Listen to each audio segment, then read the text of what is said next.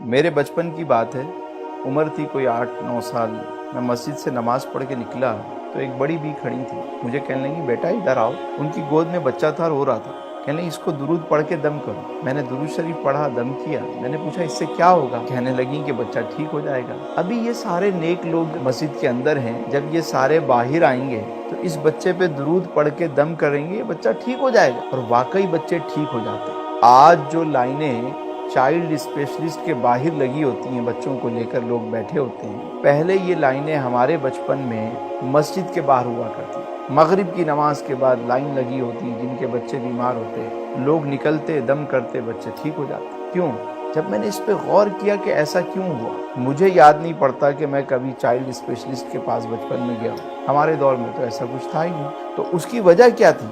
वजह ये थी कि लोग तकसीम करते थे। घर में थोड़ा सा सालन पकता, लेकिन पड़ोस में थोड़ा सा जरूर भेजा जाता। घर छोटे थे लेकिन दिल कुशादा थे। मेहमान आ जाते तो लोग एडजस्ट कर लेते थे। हम देखते हैं कि लोग तकसीम करते थे। ऐसा क्यों होता था? कि सुकून क्यों था, इत्मीनान क्यों था, लोग बीमार कम होते थे। वजह क्या थी? वजह ये थी कि लोग तकसीम करते थे। जुमेरात होती, कोई रेवड़ियां बांट रहा है, कोई जलेबियां बांट रहा है, कोई मीठे चावल पका के तकसीम कर रहा है। अरे तकसीम करते थे। सब्जी लेने जाओ तो सब्जी देने वाला सब्जी देने के बाद थोड़ा सा धनिया, पुदीना, थोड़ी मिर्चें वैसे ही डाल देता था। गोश्त वाला गोश्त तोलने के बाद एक हड्डी, एक बोटी वैसे एक्स्ट्रा दे देता था। चावल वाला थोड़ा चावल ज्यादा डाल देता, दाल देने वाला दाल थोड़ी डाल देता। होटल में ग्रेवी अलग से मिल जाती थी। अब सब कुछ कमर्शियल हो गया।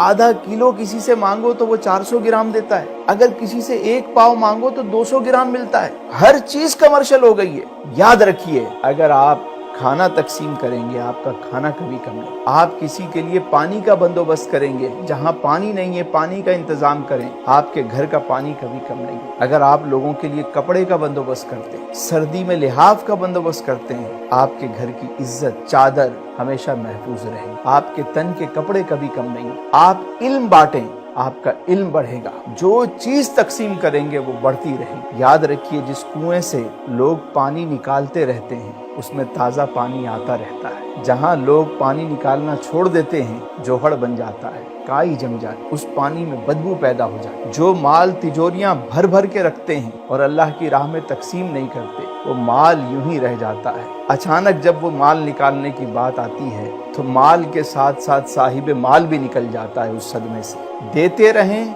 आता रहेगा, आता रहेगा।